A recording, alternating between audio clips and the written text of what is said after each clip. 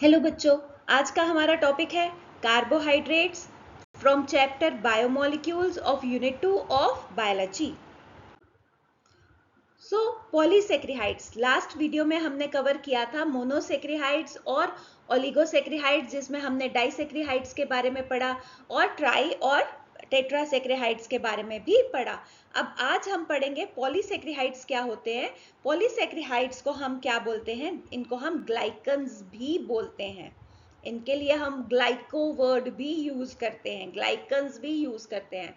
पॉलीसेक्रिहाइड्स उनको बोलेंगे जब 6 से ज्यादा मोनोसेक्रिहाइड यूनिट्स मिलके एक लंबी चेन बनाएंगे तो उसको हम क्या बोलेंगे? Polysaccharide. So it is a chain made up of many monosaccharides. इसके मोनोमेरिक, ये एक पॉलीमर है और इसके मोनोसेक्रिहाइड्स इसके क्या है? मोनोमेरिक यूनिट हैं। जब हम इसके बॉन्ड को तोड़ेंगे, आपको मैंने लास्ट वीडियो में बताया था कि दो मोनोसेक्रिहाइड्स के बीच में कौन सा बॉन्ड होता है? Glycosidic bond. दो मोनोसेक्रिहाइड्स के बीच में कौन सा बॉन्ड होता है बच्चे? ग्लाइकोसिडिक बॉन्ड होता है। कौन सा? Glycosidic bond. ठीक। अब जब हमने इन बॉन्ड्स को तोड़ना है, कैसे तोड़ना है? इस ग्लाइकोसिडिक बॉन्ड को हम कैसे तोड़ेंगे? By addition of water molecule.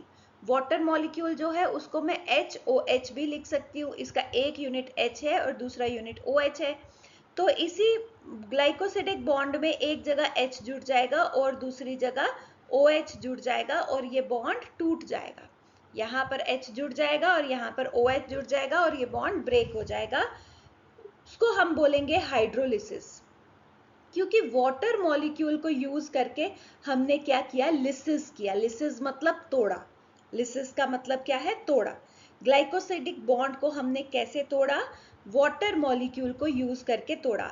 सो पॉलीसेक्रिहाइड हम उसको बोलेंगे जो हाइड्रोलिसिस करने पर हमें बहुत सारे मोनोसेक्रिहाइड यूनिट्स को दे, उसको हम क्या बोलेंगे? पॉलीसेक्रिहाइड। या हम बोल सकते हैं कि it is made up of large number of monosaccharide units. So the polysaccharide consists of more than 6 molecules of monosaccharide joined to each other in a chain like fashion. जो एक चेन के जैसे फैशन, एक chain के जैसे जुड़े हुए हैं, या इनमें ब्रांचिंग भी हो सकती है बाय ग्लाइकोसिडिक बॉन्ड। वो मैं अभी आप आगे वीडियो में आपको बताऊंगी, उस हम आगे डिस्कस करेंगे। देन इनका जनरल फॉर्मूला क्या होता है? C6H10O5 होल N, जहां पर N का मतलब है अननोन नंबर ऑफ मोनोसेक्रिहाइड मॉलिक्यूल्स, के इसमें कितने मोनोसेक्रिहाइड मॉलिक्यूल्स बने मिलेंगे। तो आप देखो एक यूनिट में से कितना जा रहा है? एक H2O। नॉर्मली इसका क्या था? C6H12O6, या फिर हम कह सकते हैं कि इसका क्या था फॉर्मूला? CnH2nOn, right. अब लेकिन H2nOn में से क्या चला गया? Water molecule for each glycosidic bond. एक ग्लाइकोसिडिक बॉन्ड के लिए H2O1 H2O मॉलिक्यूल क्या हो जाएगा?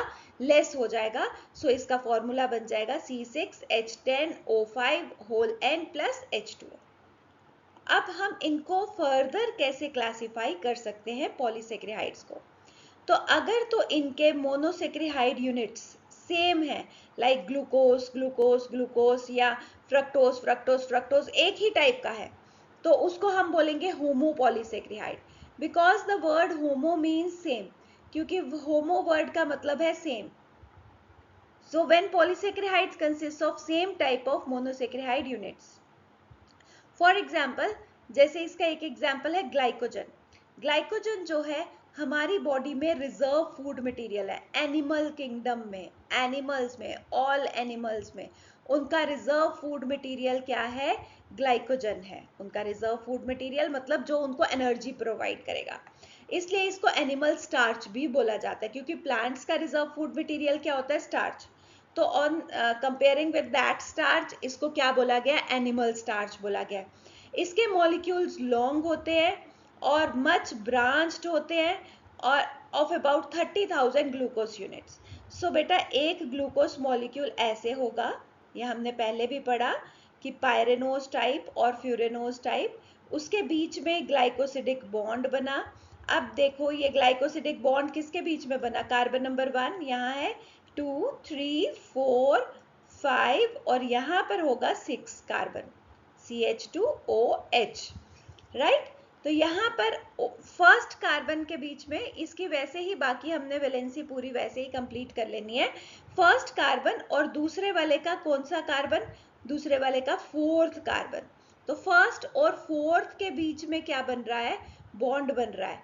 तो जब फर्स्ट और फोर्थ के बीच में बॉन्ड बनेगा तो उसको हम बोलेंगे 1,4, और क्योंकि बॉन्ड इस रिंग के नीचे है तो उसको बोलेंगे अल्फा, ग्लाइकोसिडिक बॉन्ड, 1,4 ग्लाइको। जब तक 1,4 ग्लाइकोसिडिक बॉन्ड बनता रहेगा तो एक लॉन्ग चेन बनती रहेगी। क्या बनेगी, एक लॉन्ग चेन बनती रहेगी लाइक दिस, ठीक है। अब जहां पर 1 का बॉन्ड किसके साथ बन गया, 1 का बॉन्ड बन गया जहां पर 6 के साथ, जहां पर 1 का बॉन्ड किसके साथ बन जाएगा, यहाँ पर इसके साथ OH है, ठीक है, यहाँ पर इसमें CH2OH है, they will lose a molecule of water and form bond, ठीक है। तो यहाँ पर बना बॉन्ड किसके बीच में, ये 1 2 3 4 5 और 6, 1 और 6 के बीच में बॉन्ड बना। जहां पर 1 और 6 के बीच में बॉन्ड बनेगा उसको हम बोलेंगे, वहीं पर ब्रांचिंग स्टार्ट हो जाएगी, उसको हम बोलेंगे 1,6 अल्फा ग्लाइकोसिडिक बॉन्ड। अगर वो रिंग के नीचे है, अगर वो रिंग के ऊपर है तो उसको क्या बोलेंगे, 1,6 बीटा ग्लाइकोसिडिक बॉन्ड। तो इसमें क्या होगी, ब्रांचिंग भी होगी, और जो ग्लाइकोजन है it is much branched chain of about 30,000 glucose units. Now the glucose molecules are aligned in a linear fashion। जो ग्लूकोज मॉलिक्यूल्स हैं वो एक लीनियर फैशन में अलाइंड है, ऐसे एक के बाद दूसरा, जैसे आप असेंबली में एक रो में खड़े होते हो सीधे उसको बोलते हैं लीनियर फैशन। और ये किससे जुड़े हुए हैं, अभी मैंने आपको बताया अल्फा 1,4 ग्लाइकोसिडिक बॉन्ड से। और हर 8 से 10 यूनिट के बाद एक ब्रांच बन जाती है, किस बॉन्ड से, अल्फा 1,6 ग्लाइकोसिडिक बॉन्ड से। ग्लाइकोजन जब हमारी बॉडी में हम कब जब कोई फूड खाते हैं, ठीक है, उस फूड में जो भी कार्बोहाइड्रेट है उसकी डाइजेशन होती है, जो भी कार्बोहाइड्रेट है उसकी डाइजेशन होगी। डाइजेशन के बाद वो किस में कन्वर्ट हो जाता है, सिंपल शुगर में, लाइक किस में, ग्लूकोज में कन्वर्ट हो गया, n number of glucose molecules में कन्वर्ट हो गया। ये ग्लूकोज कहाँ पर है, हमारे ब्लड में चला जाएगा, हमारे डाइजेस्टिव ट्रैक्ट में से एब्जॉर्ब होके कहाँ पे चला जाएगा, ब्लड में। अब ब्लड में अगर ये ग्लूकोज रहेगा तो हमारे ब्लड का ग्लूकोज लेवल बढ़ जाएगा, राइट, वो डायबिटीज की कंडीशन हो गई। तो हमारा पेंक्रियास क्या करेगा, एक हार्मोन सिक्रीट करेगा जिसका नाम है इंसुलिन। वो इस ग्लूकोज मॉलिक्यूल्स को किस में कन्वर्ट कर देगा, ग्लाइकोजन में, इनको जोड़ देगा आपस में 1,4 या 1,6 ग्लाइकोसिडिक बॉन्ड से, और इसको किस में कन्वर्ट कर देगा, ग्लाइकोजन में। तो कौन हेल्प करता है, इंसुलिन हेल्प करता है, ठीक है। और ग्लूकोज से ग्लाइकोजन बनने को, इसको इस प्रोसेस को हम बोलते हैं ग्लाइकोजेनेसिस। इसको हम क्या बोलते हैं, ग्लाइकोजेनेसिस। ग्लाइकोजेनेसिस का मतलब होता है फॉर्मेशन ऑफ ग्लाइकोजन। और जब दोबारा हम कोई एक्सरसाइज कर रहे हैं या हमारी बॉडी को एनर्जी चाहिए तो वापस ये ग्लाइकोजन किस में कन्वर्ट हो जाएगा, ग्लूकोज में कन्वर्ट हो जाएगा। वापस ये ग्लाइकोजन ब्रेक करेगा और जितने भी इसमें ग्लूकोज मॉलिक्यूल्स हैं उनको प्रोड्यूस कर देगा, क्योंकि हमारे लिए ग्लूकोज जो है वो इंस्टेंट सोर्स ऑफ एनर्जी है। आपको पता है ना, जब भी हमें लो एनर्जी फील होती है हम क्या करते हैं, ग्लूकोज मॉलिक्यूल्स, ग्लूकोज को मिक्स करते हैं पानी में और पी लेते हैं और हमें एनर्जी फील होने लगती है। अब जब ये ग्लाइकोजन ग्लूकोज में कन्वर्ट हो रहा है तो उसको हम बोलते हैं ग्लाइकोजेनोलिसिस। ग्लाइकोजेनोलिसिस, लिसिस का मतलब है, सॉरी, लिसिस का मतलब है तोड़ना, लिसिस का मतलब क्या है, ब्रेक करना। किसको ब्रेक करना, ग्लाइकोजन को। किसको ब्रेक कर रहे हैं, ग्लाइकोजन को। और यहाँ पर ग्लाइकोजेनेसिस, जेनेसिस का मतलब होता है फॉर्मेशन, जनरेट होना। जेनेसिस का मतलब क्या है, फॉर्मेशन। किसकी फॉर्मेशन, ग्लाइकोजन की। अब ये ग्लूकोज जब इसका ग्लाइकोजेनोलिसिस होगा ग्लाइकोजन का और वो ग्लूकोज में कन्वर्ट होगा, उसके लिए हार्मोन रिस्पॉन्सिबल है ग्लूकेगन फ्रॉम पेंक्रियास। इंसुलिन और ग्लूकेगन दोनों पेंक्रियास से प्रोड्यूस होते हैं। सो ग्लाइकोजन कैन बी, यहाँ पर आप आ जाओ पॉइंट में, glycogen can be broken down into glucose when required, जब हमारी बॉडी को जरूरत होगी, जब हमारी बॉडी को एनर्जी की जरूरत है। और इस प्रोसेस को क्या बोलते हैं, ग्लाइकोजन ग्लाइकोजेनोलिसिस, ग्लाइकोजेनोलिसिस। लिसिस मतलब ब्रेक डाउन, और किसकी ब्रेक डाउन? ग्लाइकोजन की। Here the bonds in between the glucose residues, यहाँ पर ग्लूकोज के बीच में जो बॉन्ड है, मैंने पहले ही आपको बताया लास्ट स्लाइड में कि जो ग्लूकोज के बीच में बॉन्ड है वो हाइड्रोलाइज हो जाएगा, मतलब वाटर मॉलिक्यूल ऐड होगा, एक साइड पे H और एक साइड पे OH, और वो बॉन्ड ब्रेक कर जाएगा, और जो इसके ग्लूकोज मॉलिक्यूल्स प्रोड्यूस होंगे उनको हम अब रेजिड्यूज बोलेंगे। These residues are then used for respiration pathways to yield energy. In simple words glycogen is a branched, अगर हम सिंपल वर्ड्स में ग्लाइकोजन को डिस्क्राइब करें तो हम कैसे डिस्क्राइब करेंगे कि एक ब्रांच्ड होमोपॉलीसेक्रिहाइड है जो ग्लूकोज मॉलिक्यूल्स को मिलके बना हुआ है, और जिसमें 1,4 ग्लाइकोसिडिक बॉन्ड से स्ट्रेट चेन बनती है और 1,6 ग्लाइकोसिडिक बॉन्ड से ब्रांच बन जाती है। आफ्टर एवरी 8-10 यूनिट्स एक ब्रांच बन जाती है।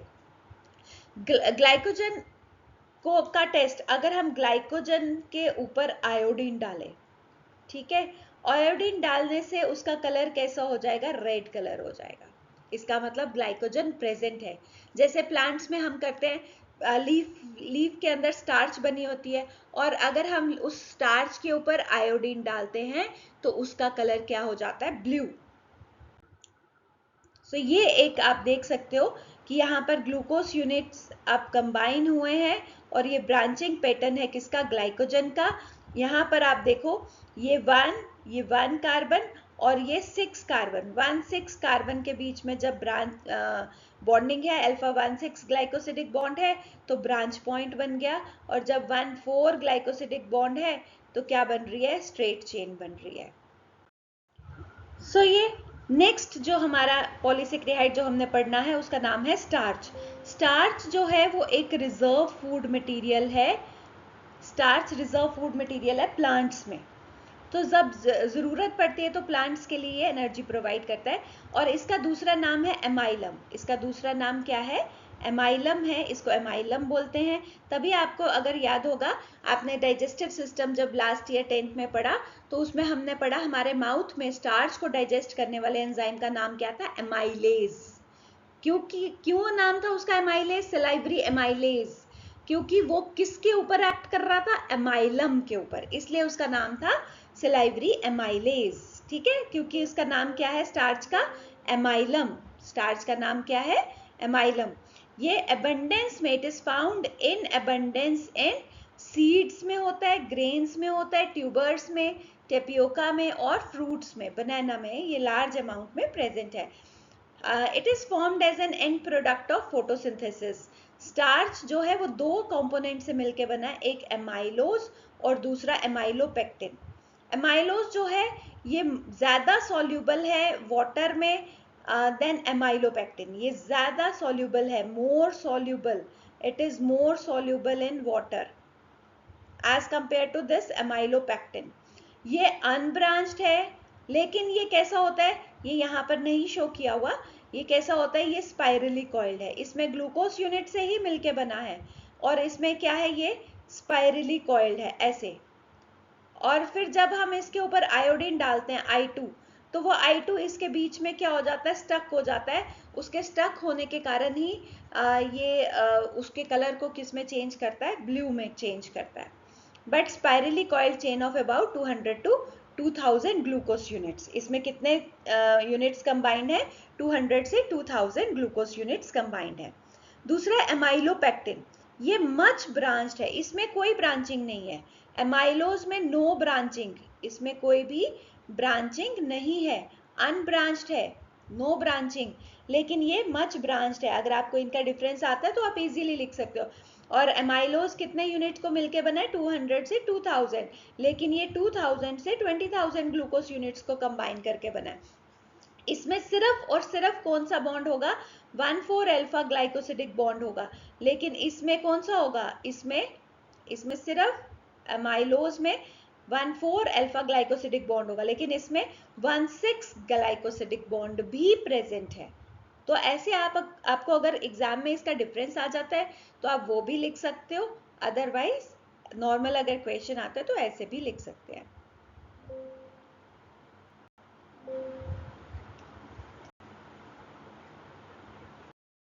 सो हमारा नेक्स्ट टॉपिक है सेलुलोज। हमारा नेक्स्ट टॉपिक है सेलुलोज। ये मोस्ट एबंडेंट कार्बोहाइड्रेट है क्योंकि ये प्लांट्स की सेल वॉल में प्रेजेंट है। क्योंकि सेल वॉल का स्ट्रक्चर बना रहा है इसलिए इसको स्ट्रक्चरल पॉलीसेक्रिहाइड भी बोलते हैं। और जो पहले हमने पढ़े ग्लाइकोजन और स्टार्च वो रिजर्व फूड मटेरियल थे, ठीक है। It is common in the cell walls. ये लॉन्ग है, अनब्रांच्ड चेन है, 6000 ग्लूकोज मॉलिक्यूल्स को मिलके बनती है। Next is heteropolysaccharide. तो हमने पहले ही जैसे मैंने बताया कि हेटेरोपॉलीसेक्रिहाइड्स किसको बोलेंगे, जिसमें मोनोमेरिक यूनिट्स या जिसके मोनोसेक्रिहाइड यूनिट्स डिफरेंट हैं, लाइक म्यूकोपॉलीसेक्रिहाइड्स। ये कम्प्लेक्स है प्रोटीन। अब देखो इसमें प्रोटीन भी आ गया, कार्बोहाइड्रेट में कौन ऐड हो गया, प्रोटीन ऐड हो गया, प्रोटीन एंड पॉलीसेक्रिहाइड। जब हम कभी भिंडी को काटते हैं, लेडी फिंगर को काटते हैं, ओकरा को, तो उसमें से एक स्लाइमी ऐसे स्लिमी सी वो निकलती है, सॉल्यूशन निकलता है, उसको हम क्या बोलते हैं, वो क्या है, वो म्यूकोपॉलीसेक्रिहाइड ही है। ऐसे ही हाइलुरोनिक एसिड, हमारे जो जॉइंट्स होते हैं उसमें ये सीमेंटिंग मटेरियल, उसमें ये लुब्रिकेटिंग एजेंट के जैसे एक्ट करता है। हैपेरिन हमारे बॉडी में एक्ट करता है एज एंटीकोगुलेंट। और कॉन्ड्रोइटिन सल्फेट ये भी हमारे लुब्रिकेटिंग एजेंट के जैसे एक्ट करता है हमारे नीज में और दूसरी जॉइंट्स में। तो ये सब किससे बने हैं, ये सब म्यूकोपॉलीसेक्रिहाइड से बने हैं, प्रोटीन प्लस पॉलीसेक्रिहाइड। तो हमारी डाइट में प्रोटीन और पॉलीसेक्रिहाइड दोनों का होना बहुत जरूरी है। Next is glycoprotein. अब ये भी किससे मिलके बना है, प्रोटीन प्लस कार्बोहाइड्रेट। ये भी कार्बोहाइड्रेट और प्रोटीन को मिलके बना है। लाइक जैसे ब्लड ग्रुप एंटीजेंस हैं हमारे आरबीसीज के ऊपर, ये रेड ब्लड सेल है, रेड ब्लड सेल के ऊपर क्या होता है, एंटीजेंस होते हैं डिफरेंट टाइप्स का। एक ए एंटीजन होता है, एक बी एंटीजन होता है। ये मैं सिर्फ ऐसे ही डायग्राम डिफरेंस बताने के लिए ऐसे डायग्राम बता रही हूँ, ऐसे नहीं होते हैं। These are carbohydrate molecules. तो अगर दोनों प्रेजेंट हो तो ए बी ब्लड ग्रुप हो गया, और अगर कोई भी ना हो तो ओ ब्लड ग्रुप हो गया, ठीक है। होंगे किसके ऊपर, आरबीसी की सरफेस पर। तो ये ए ब्लड ग्रुप हो गया, ये बी ब्लड ग्रुप हो गया, ये ए बी ब्लड ग्रुप हो गया और ये ओ ब्लड ग्रुप हो गया, because of the presence of antigens. और ये एंटीजेंस क्या है, ग्लाइकोप्रोटीन्स हैं। ऐसे ही ल्यूटिनाइजिंग हार्मोन, हमारे बॉडी में प्रोड्यूस होने वाला एक हार्मोन है ल्यूटिनाइजिंग हार्मोन, वो भी किससे बना है, ग्लाइकोप्रोटीन से। म्यूकस, म्यूकस हमारी इंटेस्टाइन के अंदर प्रोड्यूस होता है, स्लिमी सिक्रीशन है, ये भी ये हमारी वॉल को प्रोटेक्ट करता है। और प्लांट म्यूसिलेज, प्लांट्स में भी जो म्यूसिलेज है वही जैसे वो फाइबर जैसा, जैसे जैसे भिंडी में से निकलता है वैसा ही म्यूसिलेजिनस कंपाउंड जो प्रेजेंट है वो भी किससे बना है, वो भी ग्लाइकोप्रोटीन से ही बना है। Next is chitin. Chitin most abundant natural polymer है। ये एक्सोस्केलेटन में है आर्थ्रोपोड्स की, लाइक क्रस्टेशियन, स्पाइडर्स, इंसेक्ट्स और फंजाई की सेल वॉल्स में है। इट इज कॉमन, इसको कॉमनली फंगल सेलुलोज बोलते हैं। ये नाइट्रोजन कंटेनिंग पॉलीसेक्रिहाइड है जिसका नाम है एन एसिटाइल ग्लूकोसेमिन। ऐसे ग्लूकोज मॉलिक्यूल है, ग्लूकोज मॉलिक्यूल की सेकेंड पोजीशन पर N acetyl COCH3 group attach हो जाता है तो उसको बोलते हैं एन एसिटाइल ग्रुप। और इसी के मॉलिक्यूल्स जब कंबाइन करते हैं तो उसको हम क्या बोलते हैं, दैट विल फॉर्म काइटिन, उसको काइटिन बोलते हैं। और ये फंगस की सेलुलर फंजाई सेल्स जो है उसकी सेल वॉल में प्रेजेंट होता है, इसको फंगल सेलुलोज भी बोलते हैं वहाँ पे। और जो आर्थ्रोपोड्स हैं उनकी उनका एक्सोस्केलेटन में भी प्रेजेंट होता है। And it is hard structure. आपकी टेक्स्ट बुक में इसको होमोपॉलीसेक्रिहाइड बोला गया है। तो बच्चे कभी भी आपको ये एग्जाम में अगर आएगा इन ऑब्जेक्टिव तो आपने अपनी टेक्स्ट बुक को ही मानना है और इसको होमोपॉलीसेक्रिहाइड ही लिखना है। Then next is agar agar. Agar agar जो है ये सल्फेटेड गैलेक्टोज मोनोमर है जो पानी के साथ अगर हम मिला दें तो जेल लाइक सब्सटेंस बन जाती है। And it is used as laxative, as food भी, because it is highly nutritious. ये सी वीड्स में से रेड एल्गी, कौन कौन सी रेड एल्गी, ग्रेसिलेरिया और जेलीडिएला में से मिलता है हमें एगर एगर, ये जेली बनाने के काम आता है। देन पेप्टाइडोग्लाइकन, इसमें पेप्टाइड बॉन्ड और पेप्टाइड बॉन्ड होता है जब अमाइनो एसिड्स कंबाइन करते हैं और जैसे लेस नंबर में जब अमाइनो एसिड्स होते हैं लाइक 7, 5, 6, तब उसको हम पेप्टाइड चेन बोलते हैं। तो शॉर्ट पेप्टाइड बॉन्ड और पॉलीसेक्रिहाइड जब कंबाइन करेंगे तो पेप्टाइडोग्लाइकन सब्सटेंसेस बनती हैं और ये बहुत सारे हार्मोन्स भी इसी से बने होते हैं। Then next is pectin. Pectin में आ जाता है अरेबिनोज और गैलेक्टोज, इसके एग्जाम्पल हैं। पेक्टिन प्रेजेंट होता है सेल वॉल में, प्रेजेंट होता है सेल वॉल के आउटर सरफेस पर प्रेजेंट होगा। देन उसके बाद hemicellulose. Hemicellulose is also a component of the cell wall, ये भी सेल वॉल को बनाने में हेल्प करता है। ये गैलेक्टोज, मैनोज, जाइलोज, ग्लूकोज और ग्लूकोमेनोज को से मिलके बनता है। Now what about the functions of the polysaccharides? जैसे हमने पढ़ा स्टार्च और ग्लाइकोजन क्या थे, reserve food material, that means they act as reserve food material, they act as fuel substances. और रिजर्व फूड मटेरियल थे ग्लाइकोजन, जब ग्लाइकोजन की ब्रेकडाउन हुई ग्लूकोज प्रोड्यूस हुआ और ग्लूकोज हमें क्या कर रहा है, एनर्जी प्रोवाइड कर रहा है, that means they are the source of energy in our cells. Then they act as structural component like जैसे सेलुलोज है, पेक्टिन है, काइटिन है, पेप्टाइडोग्लाइकन है, ये सब स्ट्रक्चरल कंपोनेंट्स हैं। They act as lubricant and cementing material जैसे hyaluronic acid. They act as anticoagulant जैसे heparin. They are gelling agents as pectin, pectin भी जेलिंग एजेंट के काम आता है और एगर एगर भी। दे act as protective act coat और as glycocalyx like A antigen, B antigen, they also act as protective coat. ऐसे ही और भी प्रेजेंट है हमारे सेल्स के ऊपर, और भी प्रोटेक्टिव कोट प्रेजेंट होता है जिसको ग्लाइकोकैलिक्स बोलते हैं। They help in recognition of stimuli like glycoproteins and glycolipids, इसमें हेल्प करते हैं किसी भी स्टिमुलस को आइडेंटिफाई करने में।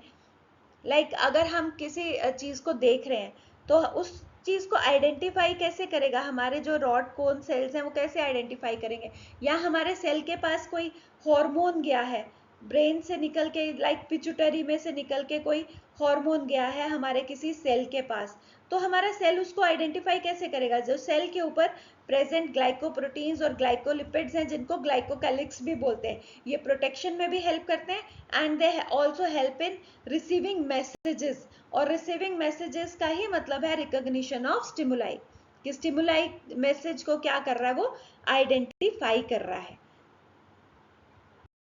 Thank you and have a nice day. Next video में हम पढ़ेंगे अमाइनो एसिड्स के बारे में। Thank you.